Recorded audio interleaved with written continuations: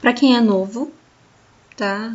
Ou na turma ou na instituição, segue da seguinte maneira. Todos os dias, as aulas por volta de 7h30, um pouquinho antes eu libero o link na plataforma, o link da plataforma lá no grupo do nosso WhatsApp, como foi feito hoje, e aí você acessa a aula. Quem não conseguir acessar a aula, todas as aulas são gravadas. Quando eu termino a aula, eu encaminho para a edição lá na escola. A edição, às vezes, sai no mesmo dia. Porém, não só tem uma turma, né? São várias. E às vezes acontece da edição sair no dia seguinte. A apostila será encaminhada hoje, porque é o primeiro dia útil, para o e-mail da secretaria. Então, a partir de amanhã, ela estará disponível para todos vocês. Mas eu consigo encaminhar ela no grupo ainda hoje. Os slides das aulas eu vou estar encaminhando para vocês. Só que agora eu não encaminho mais assim que acaba a aula. Eu vou estar encaminhando sempre no final da tarde, porque eu encaminho para as duas turmas ao mesmo tempo, para ninguém ter nenhuma vantagem, né? Uma turma não ficar com mais vantagem do que a outra. Então, agora eu vou encaminhar sempre no final da tarde a apostila, slide do dia e, no caso de hoje, uma atividade avaliativa.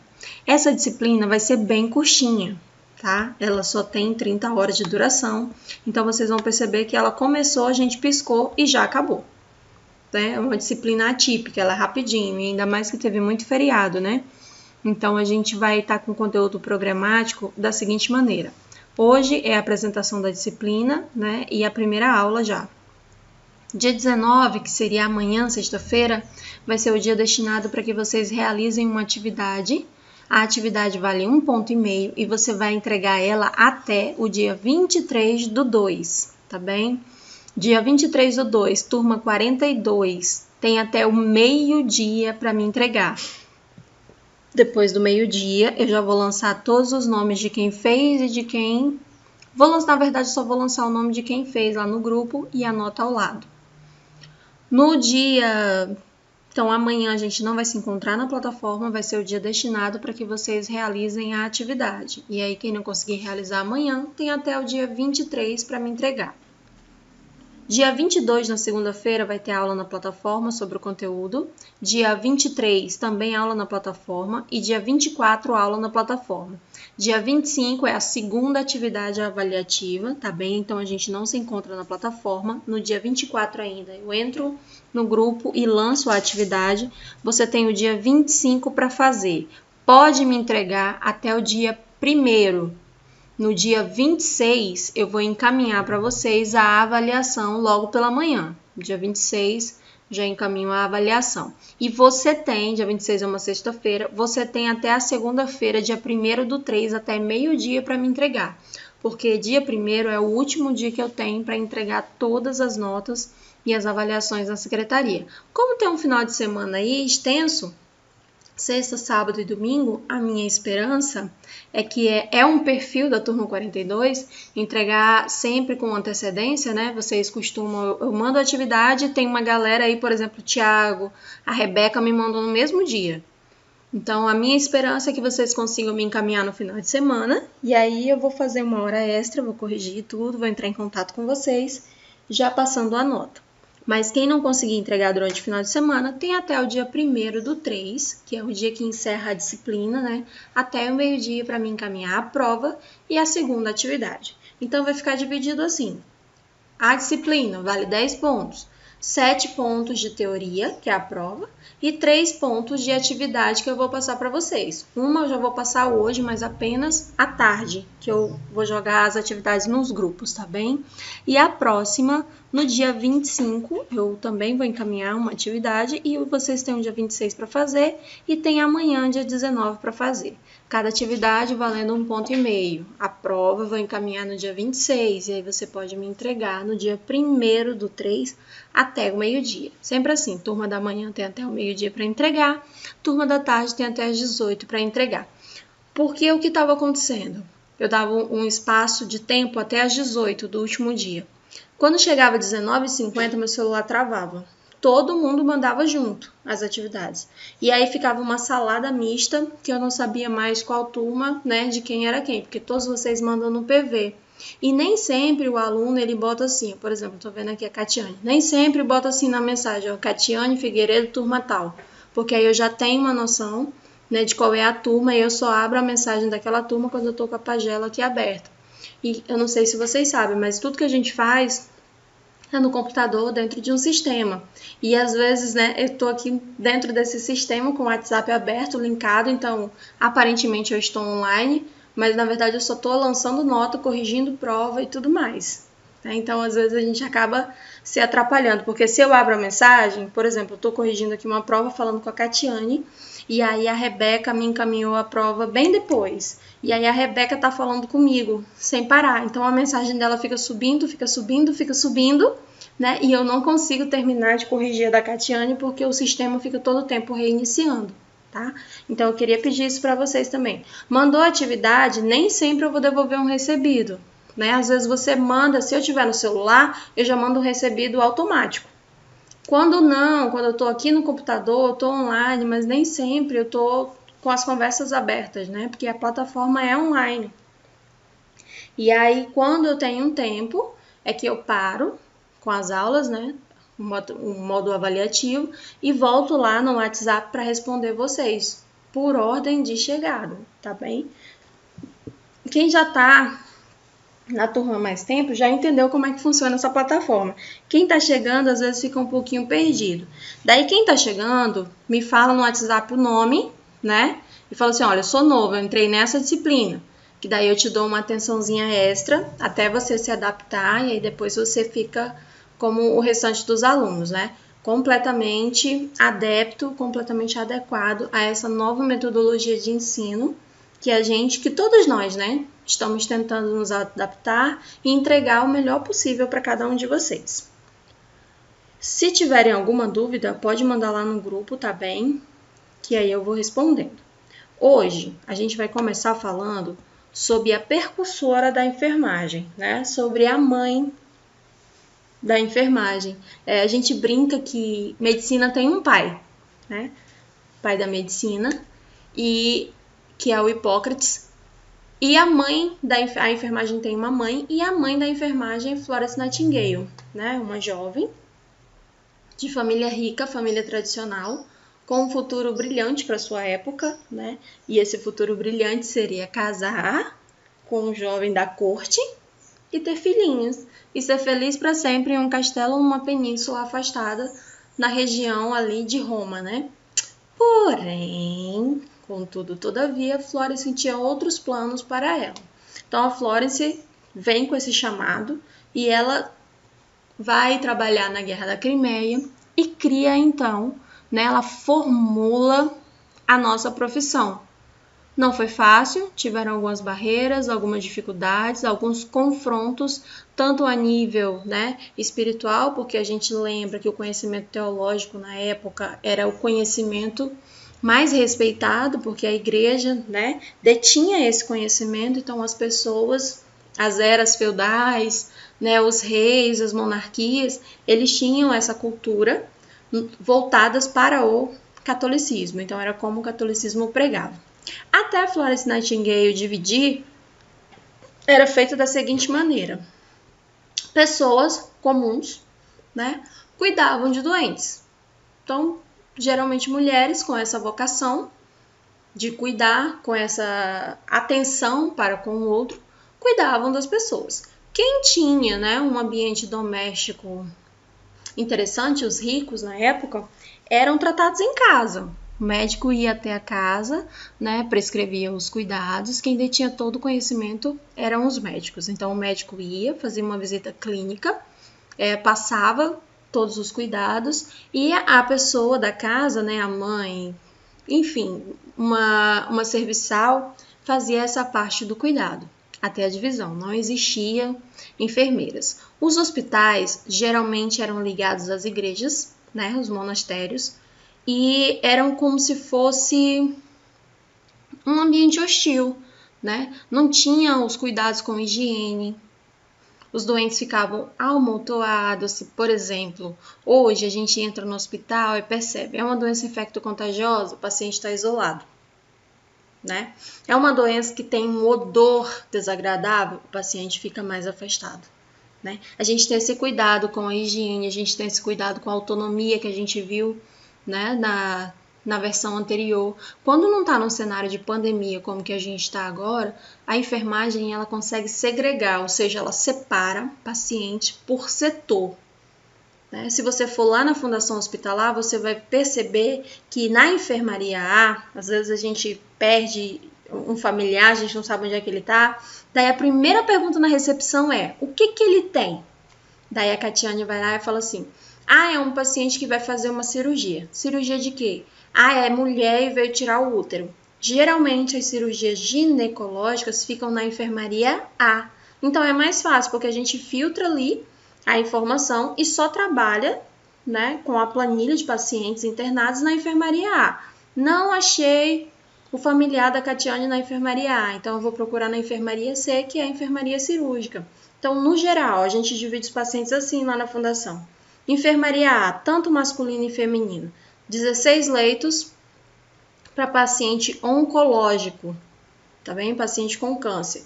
E mais 16 leitos para cirurgia ginecológica e de trauma, tá bem? Cirurgia ortopédica. É dividido na enfermaria A. Enfermaria C, né? É cirurgia geral. Você encontra tudo lá. Cabeça e pescoço, quebrou o braço, cirurgia neurológica, cirurgia de redução de mama, cirurgia oncológica. A gente sempre vai encontrar algumas cirurgias na enfermaria C. E lá os pacientes ficam em pré-operatório, pós-operatório imediato, né?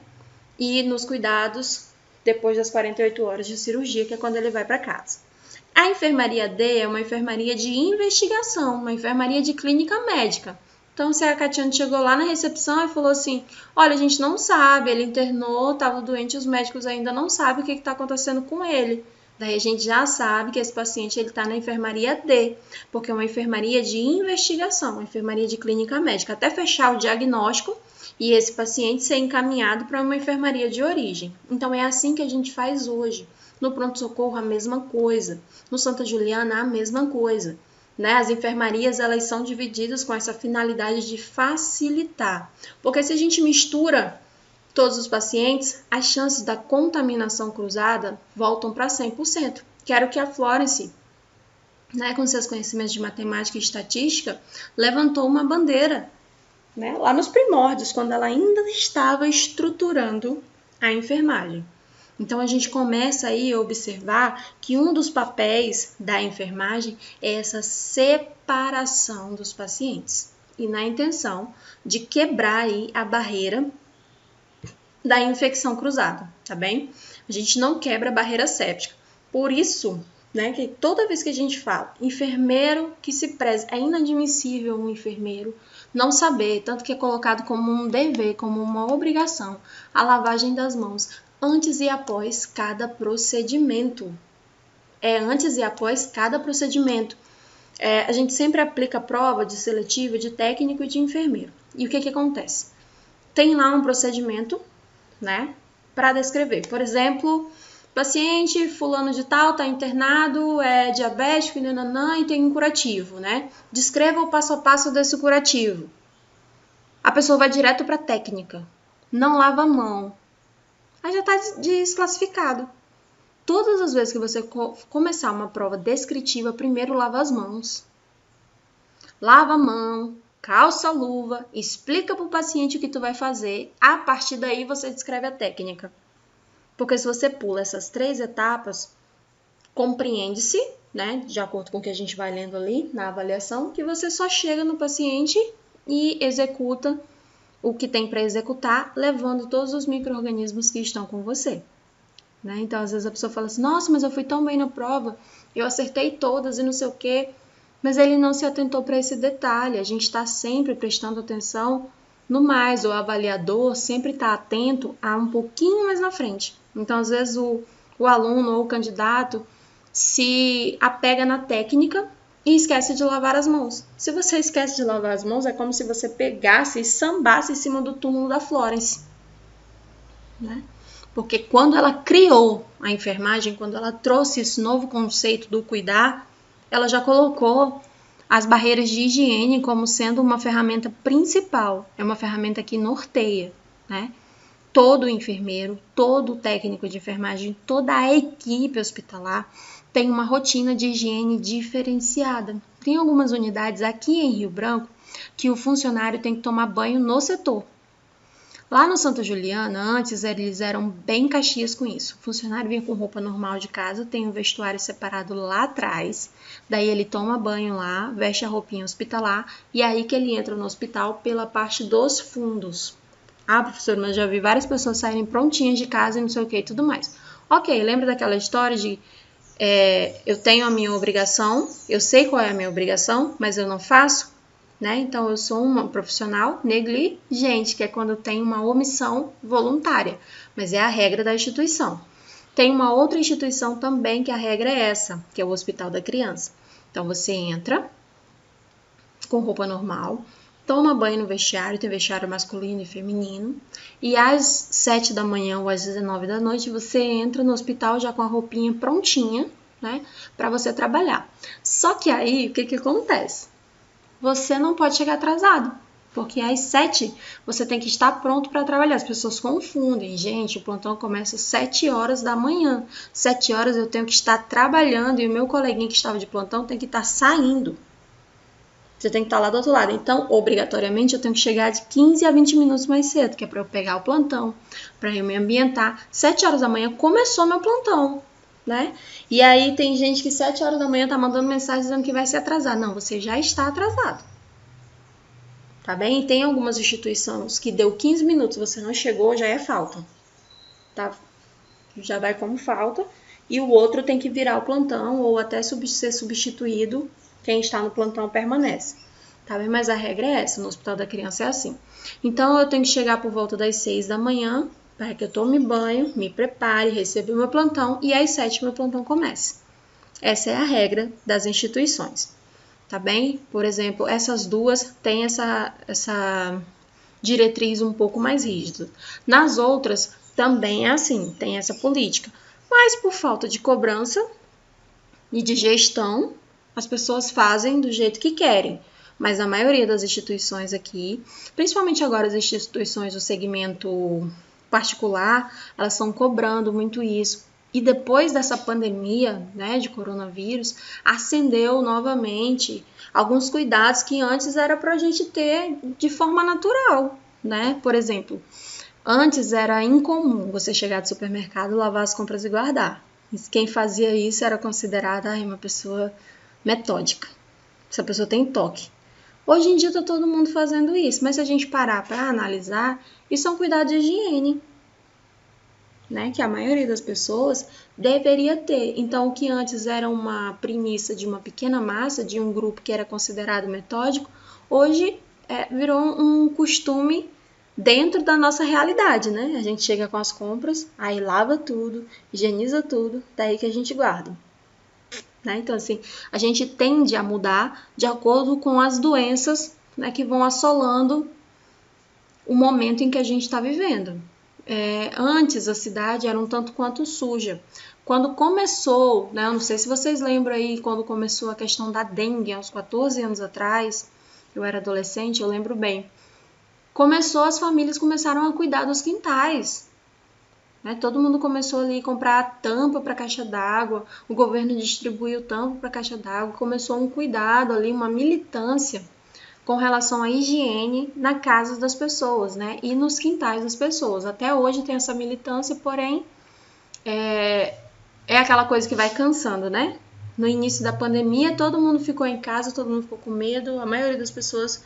Aí passou 1 mês, 2, 3, 4, 5, né? A mesma coisa com a dengue, as pessoas foram abrindo as porteiras. A mesma coisa com a dengue. Passou 1 ano, 2 anos, 3 anos, 4 anos, 5 anos, 6, 7, 8, 9. A gente só vê as pessoas limpando o quintal quando tem alguém com dengue em casa.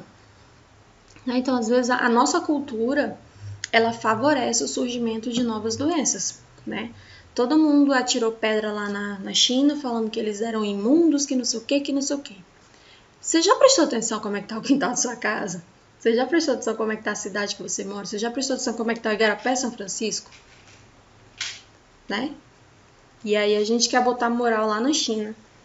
Então a gente tem que começar a observar que os cuidados sanitários, os cuidados básicos de higiene, elas estão à frente de qualquer medida preventiva com relação às doenças, e nos hospitais não é diferente. Vocês já prestaram atenção que no hospital vocês não veem ninguém varrendo? Você já viu alguém com uma vassoura, a equipe de limpeza com vassoura na mão varrendo?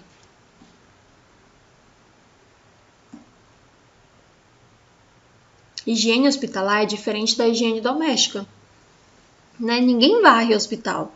Por quê? Porque levanta micro-organismo. Quando vocês estudarem higiene e profilaxia, ou quando vocês estudarem, deixa eu ver outra disciplina que aborda. Acho que higiene e profilaxia é melhor para tratar esse assunto.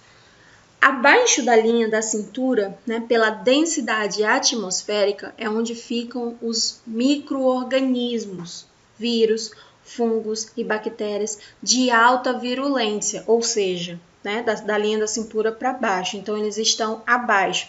Por isso que todas as vezes que o médico ou a enfermagem lava as mãos, ele levanta as mãos. A gente coloca as mãos para cima, né, para secar. A gente não enxuga as mãos assim embaixo. A gente levanta as mãos. Vocês já viram isso muito em cena de filme? Né? Lava as mãos, aí coloca as mãos para cima. Porque abaixo da linha da cintura estão os micro-organismos de atmosfera pesada. Se eu pegar e eu varrer o hospital, esses micro-organismos eles vão se expandir, né? E vão subir na atmosfera se espalhando, ou seja, eu vou estar proliferando o micro-organismo. Então, o que eles fazem? Eles trabalham com baldeação, né? Ou com remoção, com uma fricção, né? Do pano para lá e para cá. Para lá e para cá. Não é para frente e para trás, como a gente faz em casa, né? É o para lá e para cá. Tem um ritmo, né? Vem uma galera jogando água na frente, o outro vem com esfregão, a outra já vem com o rodo puxando e a outra vem com o pano. É uma limpeza sistemática, porque a gente acredita que aqueles produtos de higiene, eles são capazes de quebrar todas as micelas desses micro-organismos, tirando assim a capacidade deles de agredir, né? De ser um agente causador de doenças. Então, isso é feito dentro dos hospitais. No tempo da Florence, não tinha muito isso, mas ela já tinha uma noção que se você limpa um ambiente, se você favorece um ambiente calmo e tranquilo, a pessoa reage melhor. Por que as pessoas morriam menos quando eram tratadas em casa e a taxa de mortalidade era mais alta do que a das pessoas tratadas em hospitais? Porque nos hospitais eram depósitos de doentes e nas casas, né, as pessoas tinham cuidado de higiene, a higiene era um pouco maior. Apesar de sabermos, né, que no tempo da Idade Média, a higiene das famílias era bem precária, né? Não sei se vocês... Eu adoro assistir filme aí e adoro história como um todo. Então, a gente está sempre atento, né, a algumas questões. E a questão da higiene era o que mais pegava na época. Então, aqui, ó, Florence Nightingale, ela nasceu em 1820 e ela morreu em 1910. Ela nasceu na Itália, na cidade de Florença, no dia 12 de maio de 1820. Hoje, o dia 12 de maio é destinado ao Dia Mundial do Enfermeiro, tá? Por isso que a Semana da Enfermagem começa no dia 12, com o Dia do Enfermeiro, e termina lá no dia 20, né, onde se comemora o Dia do Técnico de Enfermagem. Então, a gente tem aí uma semana de comemoração. Na época, os seus pais residiam na Itália. Ela era filha de um milionário, William Shore Nightingale, e foi uma aluna da Cax College de Londres, né, do Coliseu. Os pais eram pessoas religiosas e eram uma família considerada uma família tradicional. Quando ela fez uma viagem para o Egito, ela visitou alguns hospitais e isso despertou nela uma vocação para a enfermagem. Apesar de, na época, não ser uma atividade digna, porque quem era que cuidava dos doentes, né? Viúvas, prostitutas. Eu não sei se vocês já ouviram falar, mas 70% das mulheres que foram lutar com Florence na Guerra da Crimeia, para trabalhar com esse grupo de homens, né, de soldados feridos, eram mulheres sem perspectiva de vida, porque eram viúvas e se submetiam a algumas situações para trazer o sustento dos familiares, para os seus filhos, né, familiares. Era um momento de guerra, um momento muito difícil. E a prostituição era uma forma não digna, porém eficiente, de manter os filhos alimentados. Então, essas mulheres, elas foram levadas. Daí surge, né, essa cultura errônea que envolve a nossa profissão. Eu não sei se algumas das meninas aqui que veio quando levantou bandeira em casa que ia fazer enfermagem ouviu algum comentário pejorativo, né? Porque a gente sempre escuta. E isso está ligado ao surgimento da nossa profissão. A gente está falando aqui, ó, de 1820 e até hoje a gente sofre algum tipo de preconceito. Homem que faz enfermagem é viado, desculpa a palavra, mas no geral essa expressão chula atordoa o pensamento, né, da classe masculina. E as meninas como a Rebeca, como eu e como várias outras, escutam que está fazendo enfermagem, a conduta não é ilibada, né? Você é, como dizem aqui no estado, você é rapariga. Toda enfermeira é rapariga. Todo enfermeiro é viado, é gay, é não sei o que, né? Então a gente escuta esse tipo de coisa, a gente luta contra esse preconceito até hoje, né? Mas se a gente for verificar mesmo a raiz da história, as mulheres, elas não tinham outra alternativa. Os pais não aceitavam uma mulher viúva em casa, não aceitavam de volta, né? Não aceitavam mulheres, mulher não podia trabalhar, mulher não podia votar, ia viver do quê? Qual era o sustento para elas, né? Então era uma maneira de se manter viva e de manter os filhos vivos. Florence estava destinada a receber uma boa educação, a se casar com um cavaleiro de fino chip e de ter filhos e a cuidar da casa e da família, né? A gente até brinca que tem uma maldição da Florence, né? Que toda enfermeira vai ser solteira. Tá na enfermagem vai ser solteiro. Mas não tem nada a ver com a pobre da Florence, né? Tem a ver com as pessoas só trabalharem e não morarem mais em casa, né? E o companheiro, ele não é obrigado a aceitar esse tipo de situação, né? Quem aqui tem alguém da enfermagem em casa já vê, às vezes a pessoa passa 3 dias fora de casa. E não é comum, né? O comum é você sair de manhã para trabalhar e voltar à noite, né? Em algumas situações. E na enfermagem a gente não tem esse trabalho típico, né? Esse trabalho normal. A gente tem um trabalho diferenciado. Sábado, domingo, feriado, dia santo, à noite, né? É um trabalho um tanto quanto complicado. Então, se o companheiro ou a companheira, ela não tá no momento bacana, ela não vai compreender. Não vai. Isso satura, né? E é o que faz a maioria das pessoas romperem as relações. Isso no caso da enfermagem, tá? E aí você ainda escuta assim, ó, no final, no término de uma relação. Também, Thiago, tu não parava em casa, tu queria o quê? Também, Rebeca, tu não para em casa, tu vive no hospital, tu quer o quê? Né? Como se... E, gente, é um ciclo vicioso. Quando você vê, você já tá 3 dias sem em casa. Trocando plantão, achando que tá sempre fazendo o melhor, né? Então aqui, ó, a primeira faculdade que a Florence frequentou, né? Ela estudou, teve a oportunidade de estudar, o que na época era típico para mulheres, né? Apenas os homens podiam ter o conhecimento, mas os pais da Florence deixaram com que ela estudasse. Os pontos chaves da Florence, né? Ela possuía uma inteligência incomum, ela tinha uma habilidade matemática fora do normal para a época. Então, ela gostava de estudar matemática, aritmética, geometria. Então, essa parte da estatística, né? Ela era muito atenta a essas questões e dominava muito bem, o que era incomum para a época. Imagina, uma mulher inteligente? Não, claro que não, né? Só os homens detinham o conhecimento. Ela tinha o dom para cuidar do próximo, né? E ela dizia que ela recebeu um chamado de Deus, tá? Aos 16 anos, ela alega ter um contato com o divino, em que solicitou para ela receber um chamado, né? Ih, gente, deu ruim aqui, sumiu aqui para mim, sumiu aí para vocês? Ah, tá aqui. Ela recebeu um chamado de Deus para trabalhar como enfermeira, né? Cuidado dos doentes, se doar para isso. E aí ela já rasgou com a história de casamento, de família tradicional, e já era, deu ruim.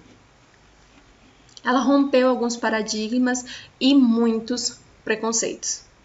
tá? Com o que ela trouxe, né, de novo pra gente.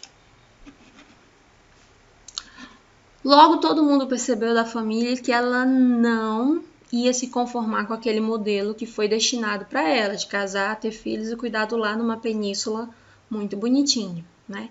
Ela era diferente, ela gostava de matemática e dizem, né, a história conta, que os seus conhecimentos para a época... Tá não? Deixa eu ver aqui no meu.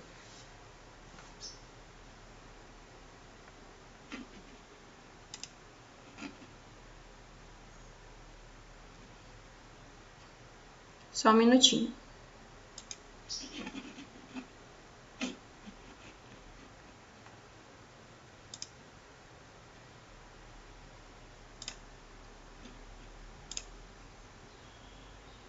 Voltou?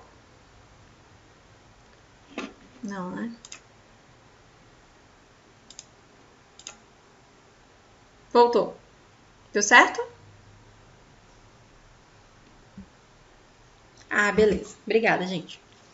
Então, assim, ela gostava, né, dessa questão da matemática, da aritmética, e era o que ela queria estudar. Os pais dela, de princípio, não deixaram, mas ela tinha acesso a livros, né, na biblioteca, então ela continuou dando seguimento aos seus estudos. Aos 16 anos, ela relata que algo aconteceu e que Deus falou e escreveu para ela e depois convocou-a para servi-lo, né? E servir a Deus significava para ela cuidar dos enfermos e especialmente dos enfermos hospitalizados. Percebam que aqui era diferente. Hoje, para a pessoa ter uma chance de cura e de restabelecer, a gente leva para o hospital. Antes era o contrário, se levasse para o hospital era depósito e a pessoa estava fadada ao fracasso, ou seja, ela ia evoluir para óbito por falta de higiene. Então, o ambiente doméstico era o melhor ambiente para se tratar os doentes, que era onde as pessoas ficavam. Os hospitais curavam pouco naquela época e eram tão perigosos por causa da sua sujeira, do risco de infecção e dos riscos, né? Eles preferiam se tratar em casa. Os hospitalizados eram apenas os pobres e Florence se preparou para cuidar dele, praticando com indigentes que viviam próximos à sua casa. Então ela meio que abria... E, gente, tá ruim aqui esse negócio, não sei o que tá acontecendo.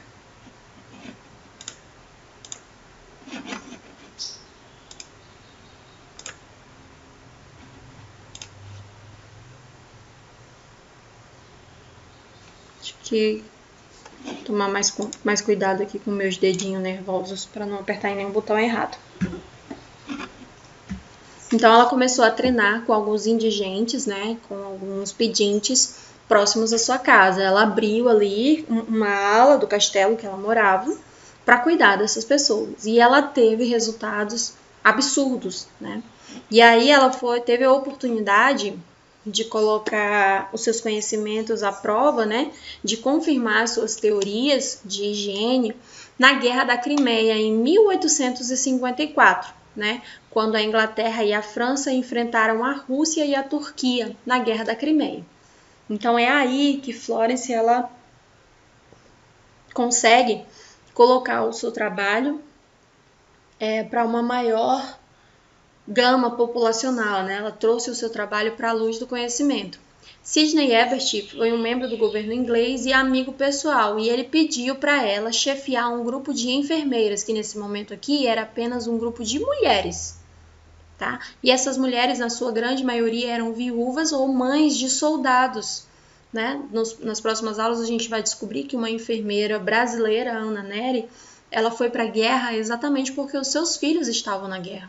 Então esse grupo de mulheres aqui, nesse grupo tinham mulheres desacreditadas da sociedade, que eram as viúvas, né? Consequentemente se tornavam prostitutas, e mães de soldados que não queriam ficar longe dos seus filhos. Eles foram enviados para o fronte turco, né, com uma tarefa que Florence Nightingale entregou-se de corpo e alma. Ela cuidava incansavelmente de todos os pacientes, percorrendo as enfermarias durante a noite. Ela era considerada a dama da lâmpada. Na época não tinha luz elétrica, né, e num cenário de guerra muito menos. Então, ela visitava os leitos à noite. Foi quando tornou a enfermagem vigilante, né? A enfermagem oferece um serviço de 24 horas. Já imaginou se à noite, às 19, a gente fechasse as portas dos hospitais, deixasse lá dentro só os doentes, fosse para casa e no outro dia era que a gente voltasse? A taxa de mortalidade era algo estratosférico, né? Então, a partir daqui, da Guerra da Crimeia, começou a vigilância permanente durante o dia e durante a noite. Então, ela percorria as alas dos doentes com uma lamparina na mão. Por isso que a lamparina é um dos símbolos da enfermagem. A Florence, ela providenciava comida, remédio, agasalho, além de supervisionar o trabalho das outras enfermeiras. Mais que isso, ela fez estudos estatísticos, porque a sua vocação para a matemática, enfim, pôde triunfar.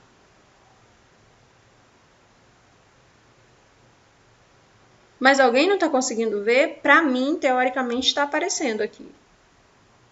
Para mim, a apresentação está normal. Mas alguém não está conseguindo ver?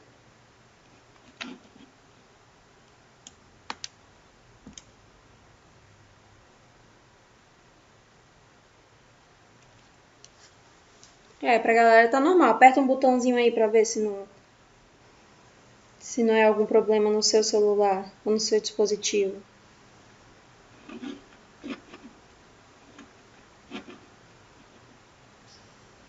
Então, olha só, os conhecimentos da Florence em matemática começaram então a fazer sentido, porque ela trouxe os seus conhecimentos de estatísticas, né, para dentro daquele cenário de guerra que ela estava. Então, ela conseguiu comprovar que um ambiente limpo, com vigilância constante, né, trazendo para os pacientes conforto, diminuiu a taxa de mortalidade, fazendo com que o exército, né, continuasse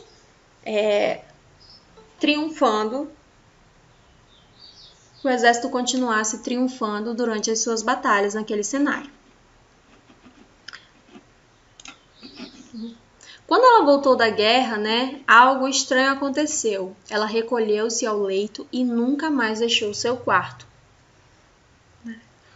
Hoje a gente já consegue entender o que aconteceu com Florence naquele momento. Imagina um cenário de guerra, um cenário de horror, um cenário de desespero, um cenário de escassez, né?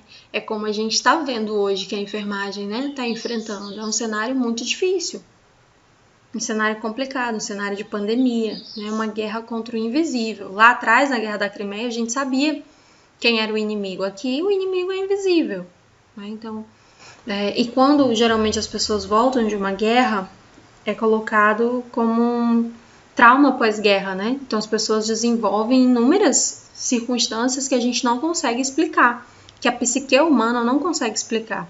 Mas aquela pessoa que está passando por aquela dificuldade, ela consegue mensurar em palavras, né, o tamanho do trauma que ela sofreu. Então aqui, ela se recolheu ao leito, nunca mais ela saiu do quarto depois que ela voltou da Guerra da Crimeia.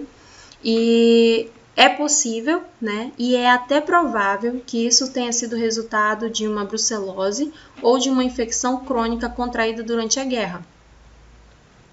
Mas havia um óbvio componente emocional, né, que era uma forma de fuga da realidade. Contudo, Florence ainda era Florence. Mesmo acamada, continuou trabalhando intensamente e ela colaborou com a Comissão Governamental sobre Saúde dos Militares e fundou uma escola para treinamento de enfermeiras e ainda escreveu um livro sobre esse treinamento. Esse livro, até hoje, é o que fundamenta e norteia a nossa profissão, né? Dizem que Florence, nessa escola de treinamento, ela era muito rígida. Era uma profissão só de mulheres. Mulheres desacreditadas. Então, se essas mulheres não tivessem uma postura firme e rígida, elas seriam rechaçadas pela sociedade mais uma vez. Então, era um cenário de quartel, né? E até hoje, se vocês perceberem, dentro dos estágios, os preceptores, eles cobram muito uma postura de vocês. Né? Vocês vão perceber um ambiente de tensão, uma postura diferenciada. E essa postura está descrita na ficha de avaliação de vocês. Então, vocês já sabem exatamente onde serão avaliados. Então, tem a vestimenta, tem o comprimento da unha, né? Tem os adornos, tem a forma como você se comporta, tem a forma como você se comunica com o paciente e com os familiares do paciente, tá? Tudo isso é analisado e é observado no seu perfil profissional dentro dos estágios. Quando você sai e você se forma, teoricamente você conhece o código de ética e você conhece as regras que norteiam a nossa profissão. A partir daí você tem um númerozinho chamado Corém e é ele que você tem que defender ou é ele que você vai tratar de maneira negligente, né? Porque ser enfermeiro hoje, ser da equipe de enfermagem, requer de você uma postura. Assim como qualquer outro cargo, requer uma postura e uma conduta, né? Principalmente dentro do ambiente hospitalar ou dentro do ambiente onde você executa suas atribuições. A maior missão da Florence Nightingale, né, aconteceu na Guerra da Crimeia em 1854. Falta de enfermagem perante os cuidados dos soldados feridos e doentes. Ela trouxe esse cenário, porque lá ela foi confrontada de que aquilo não tinha veracidade científica, aquilo era perda de tempo e que ela estava tirando o suprimento dos soldados que estavam saudáveis e lutando para levar para soldados feridos, né? Soldados em fim de vida. E aí ela teve que comprovar que a teoria dela, né, era boa. Então ela separou no hospital homens que estavam recebendo os cuidados da equipe da Florence e homens que não estavam recebendo os cuidados da equipe de Florence. E aí os seus conhecimentos e estatísticas, no final, né, ela apresentou a taxa de mortalidade, reduzindo a taxa de mortalidade para os homens que estavam sob os cuidados daquela equipe de enfermagem. A amizade que a Florence tinha com Sidney Webster, que foi a pessoa responsável por enviar ela para a Guerra da Crimeia, né, foi algo que trouxe para ela esse chamado e que ela pôde demonstrar para a população em geral, na época, que os cuidados de enfermagem faziam toda a diferença, tanto em cenários de guerra como num cenário de saúde pública em geral.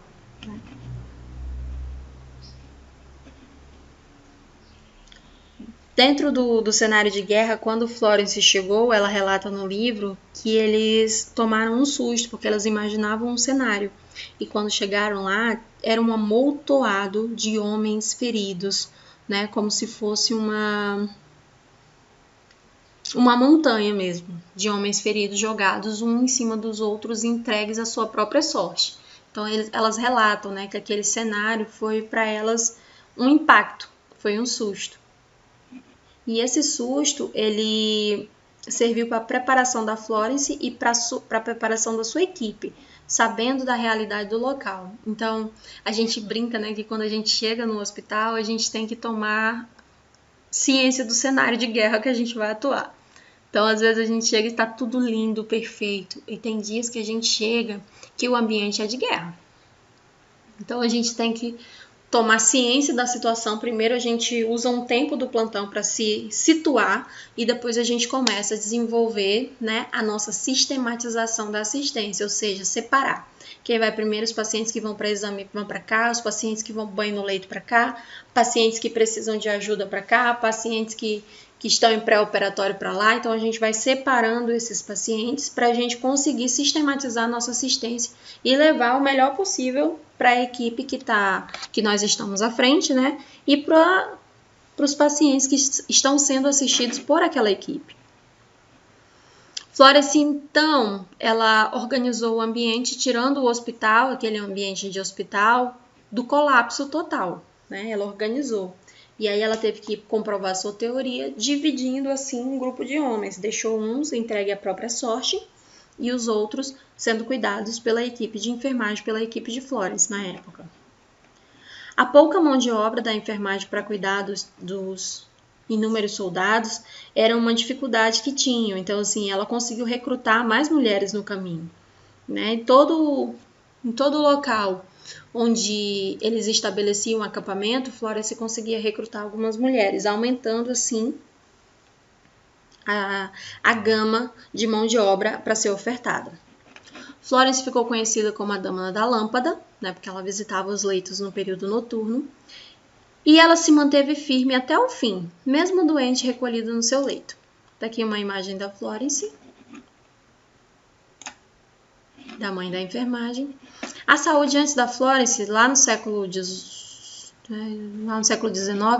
quase não havia assistência aos enfermos, né? Então eram colocados em hospitais. E quem estava à frente do cuidado dos enfermos eram os monastérios, ou seja, as freiras e os padres de ordem franciscana, que cuidavam da melhor maneira possível.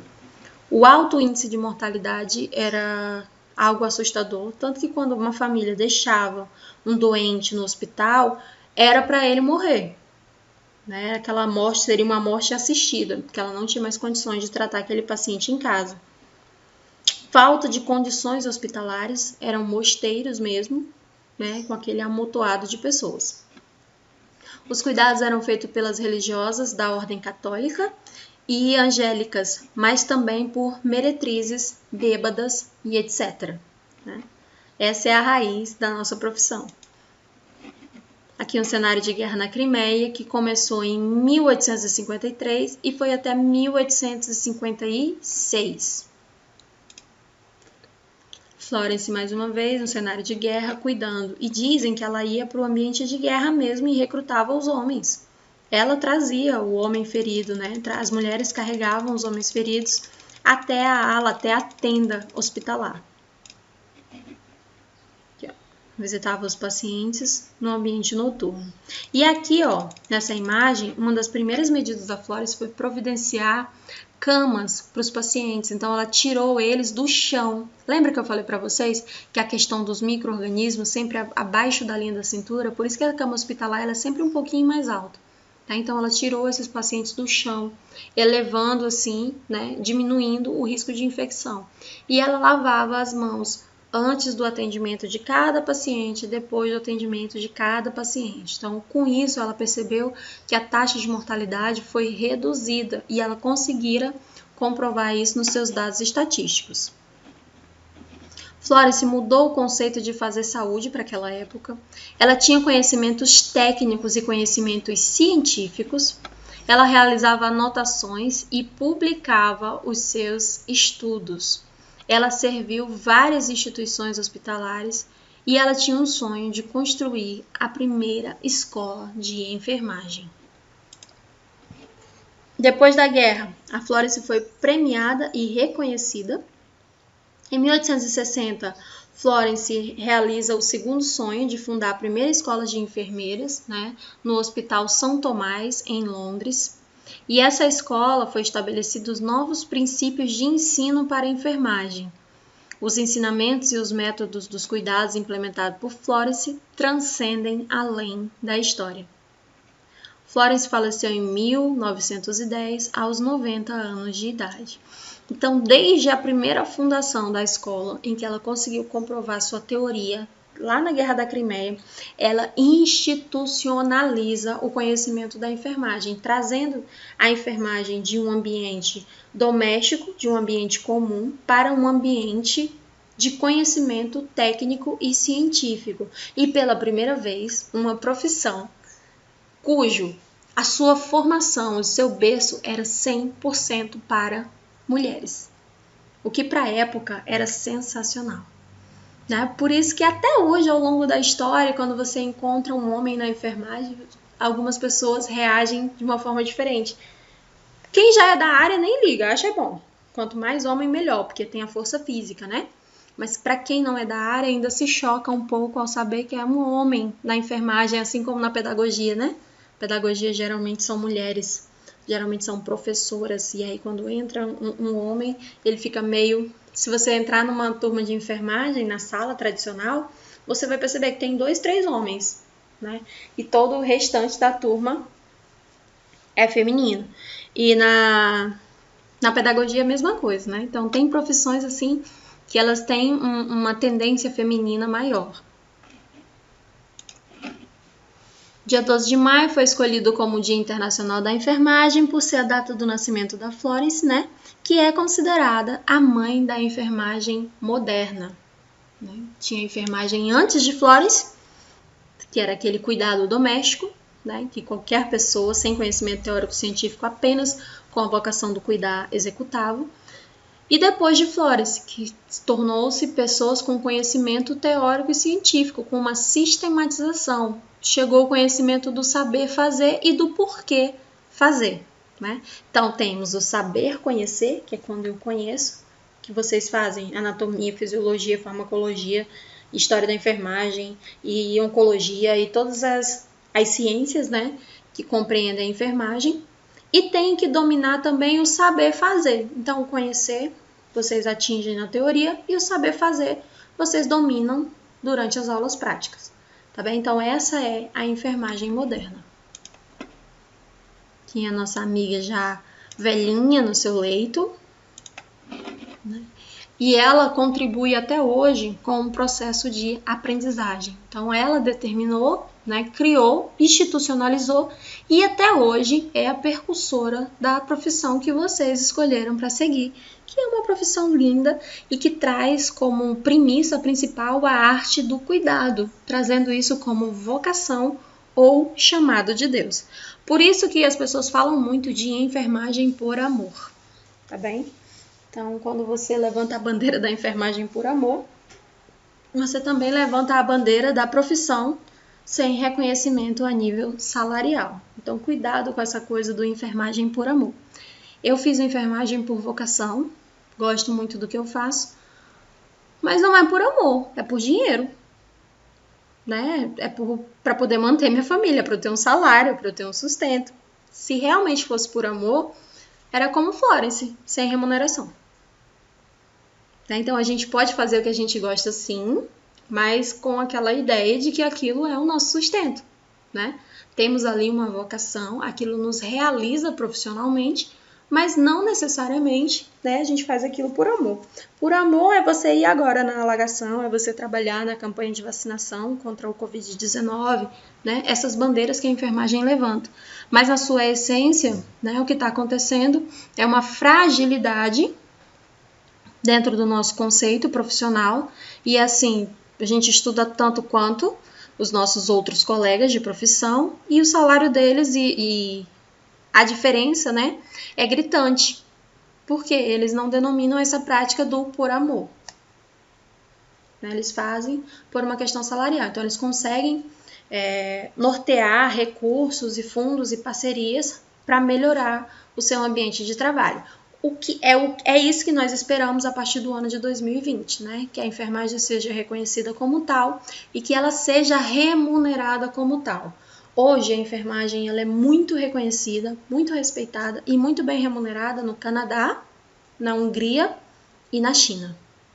Nos outros países, a enfermagem é como no Brasil, tá bem? Sem o reconhecimento devido. Então a gente espera que depois da pandemia, né, com esse reconhecimento do papel da enfermagem, que esse reconhecimento chegue também a nível de piso salarial e a nível de redução de carga horária, né? É o que a gente espera. Então, ao contrário do que muita gente acha, eu não fiz enfermagem por amor, tá bem? Eu fiz enfermagem para remuneração, realização pessoal e para eu ter uma forma de me manter na vida. Alguém tem alguma dúvida?